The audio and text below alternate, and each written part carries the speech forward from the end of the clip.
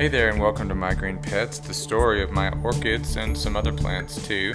I'm William Green and you're looking at a specimen of, well, it's the biggest Phragmopedium flower that there is. This is Phragmopedium kovachii. Some would like to call it Peruvianum. Anyway, this plant was just discovered in the early 2000s in Peru, and it has turned out to be an absolute sensation in the orchid world.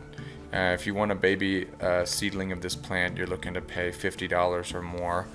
But this is why, because it's got wonderful, bright, pinkish, purplish color that I don't really think you find in other members of the Phragmopedium family.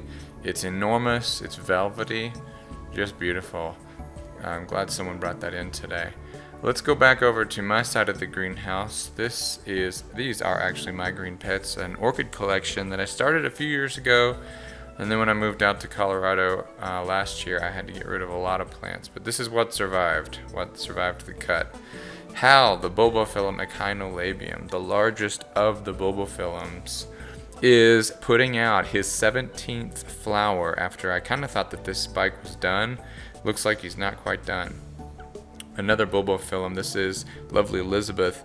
It looks like, well, it's got two new little growthy things pushing out, and I thought because they were so close to the bulb and kind of moving up along the bulb, I thought that maybe that they could be spikes, but it's hard to tell at this point. They're kind of reaching out, so maybe they're not, but it would be nice to see that bloom soon.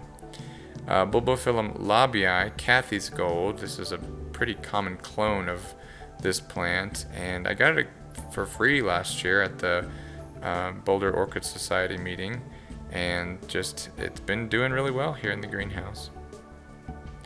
This is Bulbophyllum Medusa. It's one of the first plants that I ever bought, and I saw a picture of it online a few years ago, and I was like, I must have that.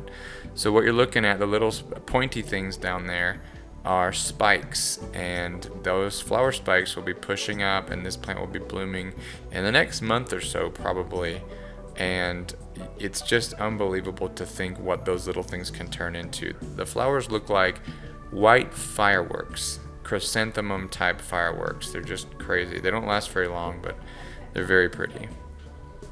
This Phalaenopsis schilleriana is a species from the Philippines. I got mine from Hauserman's Orchids in near Chicago, and it's been working on this spike for about 3 months now. It still has another 3 months to go. This plant bloomed at the beginning of March last year, so looking for something like that this year. And this year I'm not going to stake the spike. I'm going to let it take its natural shape, which I think is always the prettiest. Alright, let's look at the Cattleya rex seedlings. I've got several of these that I raised from Flask a few years ago, and just kind of looking over them. Right now, a lot of them are just putting out growth and roots as normal. The two of them that bloomed this summer, one of them you can see that seed pod back there. We're waiting another 3 or 4 months for that seed pod to mature. And this one got really dehydrated, and I'm hoping will grow some new roots and survive. This particular plant doesn't look like it needs many more roots. It's doing really, really well. And I'm not sure if it's more than one clone in the same pot that have grown together. And then I also have a couple that were mounted. Actually, they were mounted as seedlings and have been growing on the same mounts for 5 years. And they are doing really well. The largest leaf that's actually coming up, I have a little piece of plastic over it, and I just do that to keep the water from collecting in there. I have found that sometimes it will cause the leaves to deform. Alright, this is the division of Stanhopea oculata that Next Growth sent me a couple months ago, and I'm so stoked. It's got 3 new growths on it. Stanhopea flowers are mind-blowingly awesome, but it's only in the summertime that they bloom, I think. This is Mormodia jumbo world. This is the Catasetum type orchid, and you can see it doesn't have any leaves. It's gone dormant, and it's got plastic over it because in the greenhouse they water everything automatically using a automated system, and so I want this plant to dry out. And actually, a couple weeks ago, I was looking and I had decided this plant was putting out new growths. But now that I look, they're not growths at all. They're actually spikes, and it's got 3 of them pushing out, which is a first. I've never had 3 push off of one bulb. There's some little brown spots on them, and I'm hoping it's just nothing major, because it is a bit of a concern having the plant covered, because then air circulation is kind of sacrificed. This is another one. This is a Fred Clark Aura hybrid, and it is also, it's got a plastic bag over its pot. I want it to dry out really well. It hasn't really started to show any signs of dormancy, and I also haven't been able to find any signs of spikes. So it's not growing, it's not going dormant, it's not spiking. I'm gonna start drying it out and try to push it in one direction. Next to that is the, oh my gosh, look at this, Catasetum Fong Sing. This plant has done so well this year, just amazing. I just got these in October of last year, and they just have really done really well. This one in particular, it's got 8 buds on this one spike on the right, and they seem to be doing okay.